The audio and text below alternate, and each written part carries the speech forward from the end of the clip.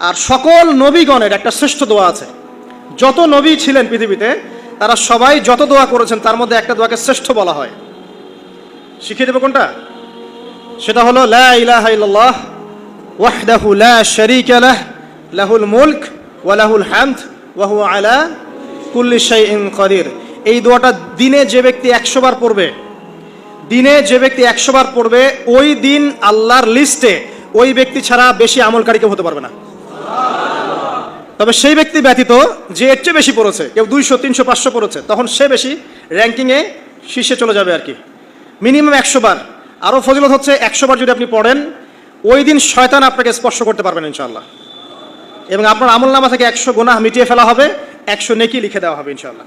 অতএব আজকে আমরা এই দোয়াটা পড়তে পারি, লা ইলাহা ইল্লাল্লাহ ওয়াহদাহু লা শারীকা লাহ লাহুল মুলক ওয়া লাহুল হামদ ওয়া হুয়া আলা কুল্লি শাইইন কাদির। একটা হাদিস আছে, বুখারী মুসলিম দুইটা কিতাবে এসেছে, যে ব্যক্তি মান হাজ্জা লিল্লাহ, যে ব্যক্তি শুধু আল্লাহর জন্য হজ করলো, ওয়ালাম ইয়ারফুস ওয়ালাম ইয়াফসুক, এবং হজের মধ্যে কোনো প্রকার ফাহেসা কাজ করে নাই, অশ্লীল কোনো কাজ করে নাই, কোনো ফাসাকি কাজ করে নাই, সে ব্যক্তি ওই দিনের মতো নিষ্পাপ হবে। ওয়ালাদাতহু উম্মুহ, কোন দিন? ইয়াউমু ওয়ালাদাতহু উম্মুহ, যেদিন তার মা তাকে জন্ম দিয়েছিল।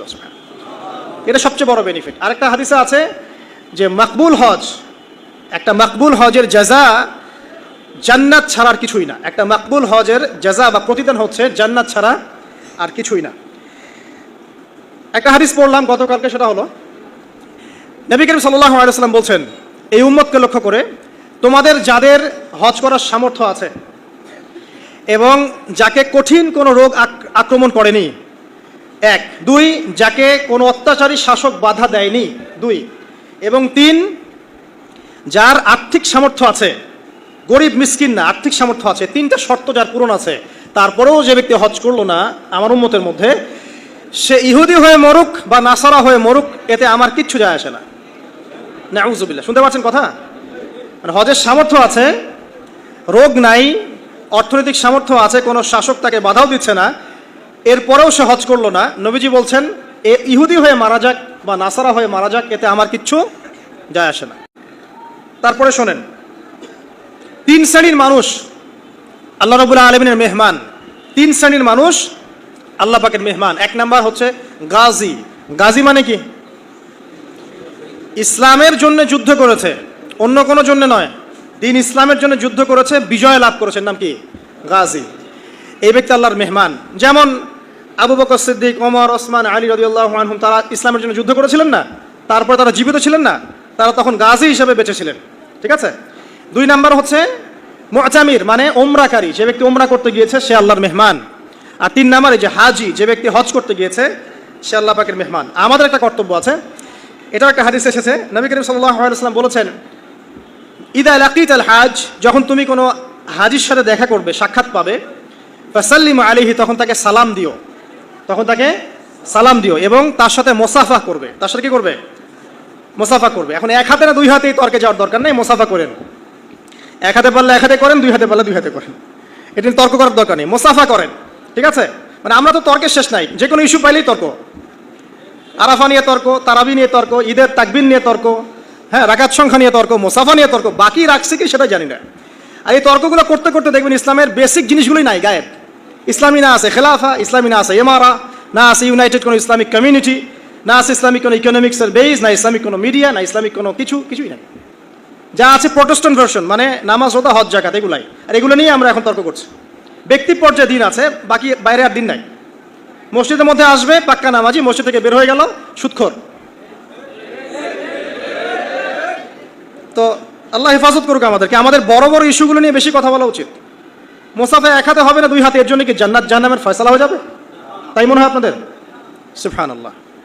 একজন বলছে ইশারা করতে হবে তাশাহুদে এভাবে, আরেকজন বলছে একটু নড়াতে হবে। এই মাসআলাটার জন্য কি আপনার জান্নাত জাহান্নামের ফয়সালা হয়ে যাবে মনে হচ্ছে আপনার?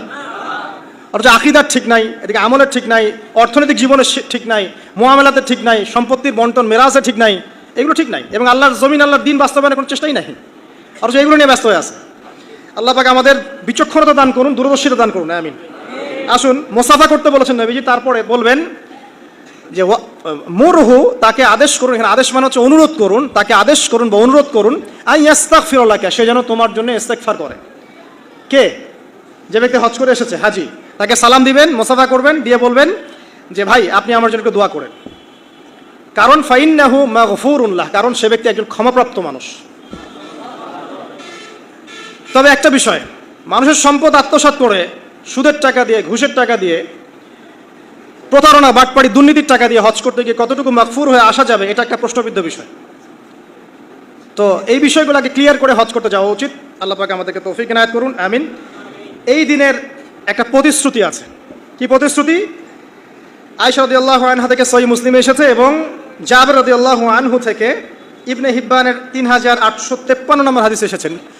আল্লাহ রাব্বুল আলামিন এই দিনে হাজিদেরকে দেখে বলেন, যারা আরাফার মাঠে এসেছেন তাদেরকে দেখে বলেন যে আমার এই বান্দারা দূর দূরান্ত থেকে সফর করে এখানে এসেছে, ওদের চেহারাগুলো তাকিয়ে দেখো, ক্লান্ত, ক্লিষ্ট, চুলগুলো এলোমেলো, পরিশ্রান্ত, তারা আমার রহমতের প্রত্যাশী, অথচ তারা কেউ আমার আযাব দেখে নাই।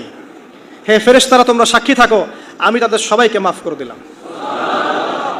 এবং নবী সাল্লাল্লাহু আলাইহি ওয়াসাল্লাম বলছেন যে আজকের দিনে যত মানুষকে আল্লাহ পাক জাহান্নাম থেকে মুক্তি দিবেন, অন্য কোনো দিনে এত মানুষকে আল্লাহ পাক মুক্তি দিবেন না। আল্লাহ পাক আমাদেরকে সবাইকে জাহান্নাম থেকে মুক্তি দান করুন, আমিন।